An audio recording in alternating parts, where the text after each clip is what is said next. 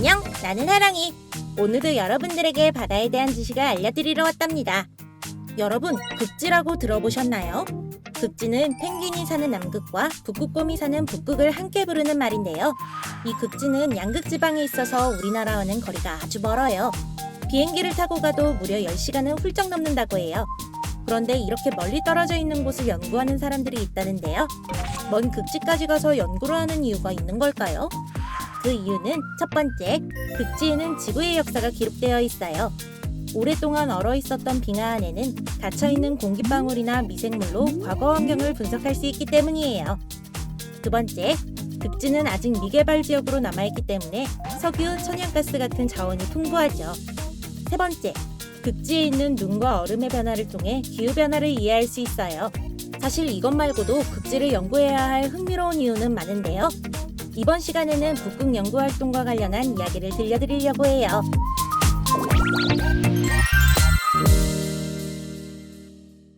북극은 북위 66.5도 이북 지역을 말합니다.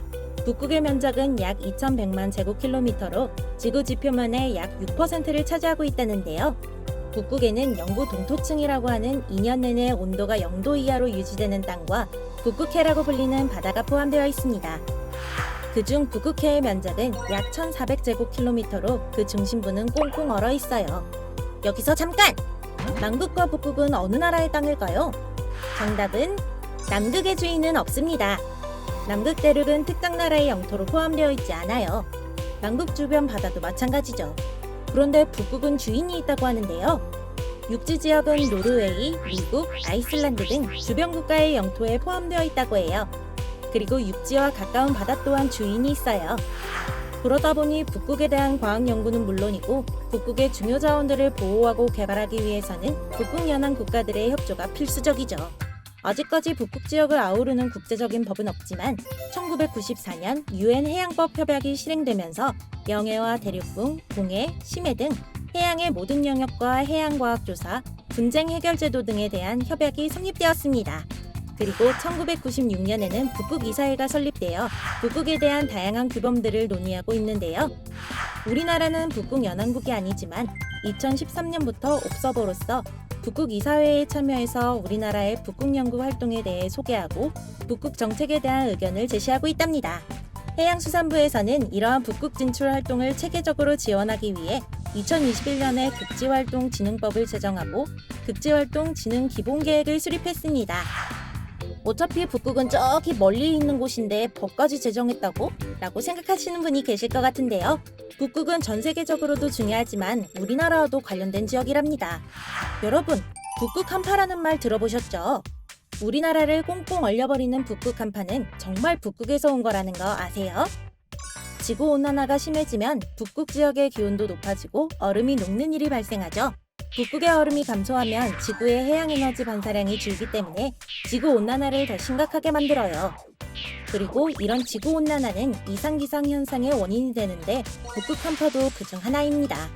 북극 주변 하늘에는 수평 방향으로 좁고 강하게 흐르는 제트기류가 형성되어 있어요. 북극의 기온이 높아지면 이 제트기류의 흐름이 약해지는데요. 이 제트기류가 약해지면서 수평으로 불던 차가운 바람들이 여러 곳으로 퍼져 내려오면 동아시아에 있는 우리나라까지 폭황과 폭설과 같은 현상이 발생하게 되는 거랍니다. 뿐만 아니라 북극에는 아직 발견되지 않은 석유, 가스 등 지하자원뿐만이 아니라 풍부한 수산자원과 다양한 생명자원이 있답니다. 또한 지구온난화로 북극의 얼음이 줄어들고 선박 기술이 발달하면서 아시아와 유럽을 잇는 새로운 항로로도 주목받고 있어요. 이런 이유로 우리나라도 북극 진출을 위한 연구조사 활동을 지속해오고 있습니다. 특히 우리나라의 북극 연구는 2002년 북극 다산기지를 설립하면서 본격화되었습니다. 북극 다산과학기지는 노르웨이령 스발바르 군도 스피츠베르겐섬 니알슨 과학기지촌에 위치하고 있는데요. 니알슨 과학기지촌에는 우리나라만이 아니라 독일, 노르웨이, 영국, 중국 등 약 10개 국가들의 연구기지도 있는 국제기지촌이랍니다. 그리고 북극과학기지는 극지 연구자들만이 아니라 일반인도 방문할 수 있는 시설이라고 해요. 그래서 방문객에게 나눠주는 시설 가이드북에는 북극에서의 옷차림, 필요한 준비물과 북극곰에 대한 주의사항도 친절하게 설명되어 있다고 합니다. 북극 다산과학기지는 2002년 4월 29일에 이곳에 세워져 벌써 20주년을 맞이했다고 해요. 매년 다산과학기지로 가는 우리나라의 과학자들은 북극해 해빙을 분석해 기후변화를 연구하고 대기를 관측하며 생태계를 모니터링하는 등 다양한 연구를 하고 있어요. 또한 다산과학기지의 연구자들은 새로운 결빙 방지 물질을 발견했는데요. 결빙 방지 물질은 세포가 어는 것을 막아주는 것으로 줄기세포나 혈액을 냉동 보존할 때 사용할 수 있어요. 우리나라 연구자들은 기지 근처에 있는 쌍둥용수라는 곳에서 새로운 북극 효모를 발견했고 이 효모 속에서 결빙 방지 단백질을 발굴해냈어요. 그뿐만이 아니라 이 결빙 방지 단백질을 대량으로 배양할 수 있는 기술까지 개발했다고 하는데요. 원래 극지의 생물에게서만 채취할 수 있었던 단백질을 배양함으로써 결빙 방지 물질에 대한 연구가 더 확장될 수 있어요. 정말 엄청난 성과죠? 그리고 북극의 3분의 2는 바다로 이루어져 있기에 북극해에 대한 연구도 굉장히 중요한데요. 하지만 북극해는 얼음으로 덮여 있죠. 북극해의 얼음은 가장자리는 얇지만 중심부로 갈수록 두꺼워져 평균 3에서 4m로 어른 2명의 키를 합친 것보다 더 두껍다고 해요.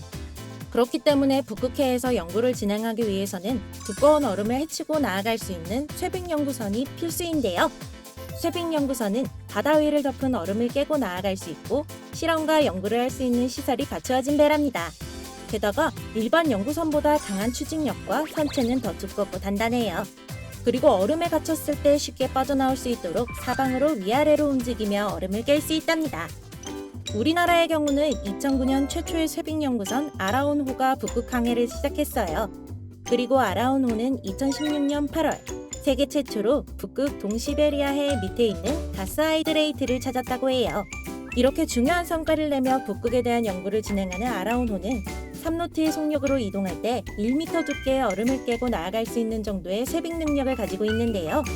아라온호의 능력도 대단하지만 얼음이 두꺼워지는 겨울에는 북극의 고위도 지역을 항해하기 어려운 점이 있었어요. 게다가 쇠빙연구선이 아라온호 한 척뿐이라 끝과 끝인 남극과 북극을 오가며 연구를 지원하다 보니 연구에 필요한 기간을 충분히 확보하기도 어려웠죠.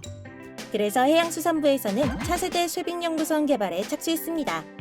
차세대 쇠빙연구선은 아라온보다 크기도 2배가량 크고요. 아라온호와 같은 속력인 3노트로 나아갈 때 50% 더 많은 1.5m의 얼음을 가르고 나아갈 수 있어요.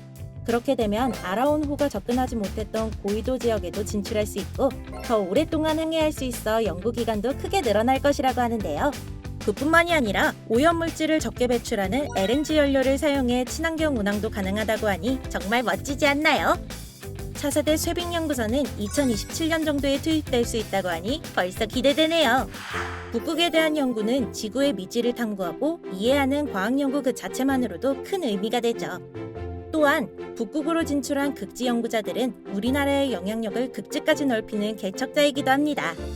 이렇게 중요한 극지 연구에 힘쓰고 계신 연구자들과 그분들의 성과에 보다 많은 관심을 가져주신다면 큰 힘이 될 거예요. 이렇게 북극 진출의 선두에 서 있는 북극 다산과학기지의 개소 20주년! 다시 한번 정말 축하드려요. 오늘 영상은 여기까지! 바다에 대해 궁금한 점이 있다면 언제든 댓글로 남겨주세요. 그럼 안녕!